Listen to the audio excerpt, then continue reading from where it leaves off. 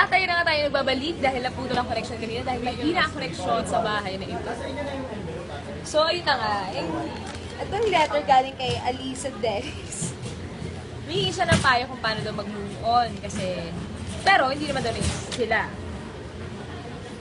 Teka, gano'n mo ba kasi kamahal? Gano'n ba kamahal yung lalaki? Kasi ganito yan eh. Ang pag-move on kasi, kanya-kanya tayong style dyan. And it's up to you to find out what works for you. Di ba? Totoo naman eh. Kasi iba-iba eh. Tama. Iba-iba tayo ng style. Yung iba, mabilis makamove on. Yung iba, matagal. So, ang masasabi ko sa'yo, bumili ka ng ice cream. Kainin mo. Ayun, nakamove on ka na. Charot. Hindi, ganito yan. Kasi, tanggapin mo muna. Bakit ka muna, isipin mo muna yung rason, bakit ka ba mag-move on? Dahil ba, ano bang sagabal? Ano bang dahilan? Hindi ka ba mahal? Hindi ba na-reciprocate yung feelings na pinapakita mo sa kanya? Ano ba? Or baka may ibang hadlang? O pwede yun. Iba. Baka mamaya. Studies, pwedeng focus ka muna sa career, sa studies, or kay parents. Boyfriend pa lang gusto niya. O, pwede rin boyfriend din ang gusto niya. So, alamin mo muna yung rason. Tapos, tanggapin mo. Ayun kasi ang number one key sa pag-move on ay acceptance. Kailangan tanggapin mo na ganun talaga. Kasi everything happens for a reason. May rason naman kung bakit hindi niya maibigay sa'yo yung pangangailangan mo, yung gusto mo makuha sa kanya. Ayun, tanggapin mo. Tapos, may sinasabi kasi sila, feel the pain until it hurts no more. Naniniwala ka ba din? Ganon. Damhin mo lang muna. Damhin mo muna yung yung sakit. Kasi kapag pinigilan mo, parang niloloko mo lang din yung sarili mo. Diba? Parang niloloko mo yung sarili mo na kapag sinasabi mo hindi mo siya gusto, pero deep inside, siya pa rin yung iniisip mo bago ka matulog sa gabi, pag dilat mo sa umaga, siya yung iniisip mo. So, diba? Damhin mo muna yung sakit. Yung lungkot, ganyan. Okay lang, pero huwag mo nang patagalin. Magbigay ka ng oras para dyan. Tapos, after nun, huwag mo na isipin. Oo, dadating naman yan eh. Slowly. Ano na lang, stress eating na lang siya. Huwag naman stress eating kasi baka naman tumaba siya. Pero dadating din yan, as in step by step. Ang may sasuggest ko lang sa'yo ay huwag mong madaliin. Time heals all wounds, di ba? Di ba? Alam niyo yan? Kaya huwag mong madaliin. Dadating din yung araw na makakalimutan mo na siya at pag dumating yung araw na yun, hindi mo na maiisip na sobra ka palang humaling sa kanya. Ano naman, kahit sinasabi na, okay lang naman kahit hindi naging kayo di ba? Ano magagawa? Minahal mo yung tao.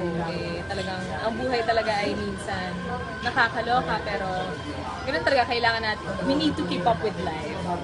So, life goes on lang, huwag ka masyadong magwalo. Huwag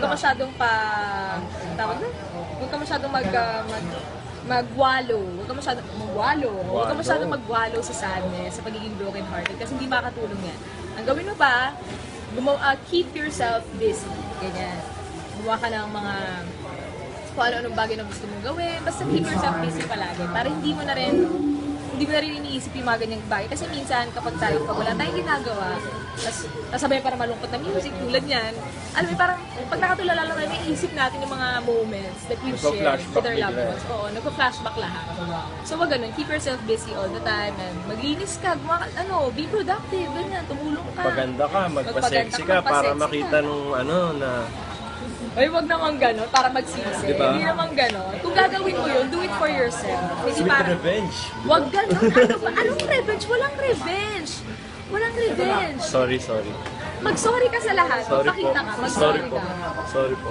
Humingi siya ng kapatawaran. Wag revenge. Kung gusto mo i-improve yung sarili mo, do it for yourself. At hindi dahil para makapaghiganti sa tao, diba? Saka, meron pa silang sinasabi. Teka, nalalagay na. Yung sinasabi nila, sasabihin ko na lang next. Pero ayun na nga, sana makaabutin kasi tayo na isang araw kapag in-explain ko pa lahat. Pero yun lang naman, acceptance is the key. Tapos, patawarin mo yung lalaki, yung mahal mo, na hindi niya naibigay sa yung pangangailangan. Kasi ganun talaga eh. Isipin mo na lang na everything happens for a reason. Hindi yan mangyayari ng wala lang. May plano ang Diyos sa'yo, sa Kanya, sa ating lahat, may plano. Kaya kung ano man yung mga mabubuting nangyayari sa'yo at hindi magagandang bagay, isipin mo, nangyayari yan dahil may rason ang lahat. and learn your lesson. Kasi lahat naman ang binibigay sa atin ng Diyos, lahat naman ang pagsubok na pinagdadaanan natin sa buhay, eh, may rason at may lesson na kalaki. Hindi na lagi mong tatandaan, okay? Huwag ka na masyadong iyak, Alisa. Nagiging emotional kasi ako kasi si Alisa. Si Alisa na Alisa. Ayun, sana may natutunan ka, Alisa, sa aking payo. Medyo maikli lang and medyo magulo kasi itong kasama ko medyo magulo. Pero ayun, sana may natutunan ka, acceptance, forgiveness, and keep yourself busy. Maging productive ka and improve yourself. Be a better person. Aim to be a better person. Mag-focus ka muna sa ibang bagay dahil ang love life darating na. Okay?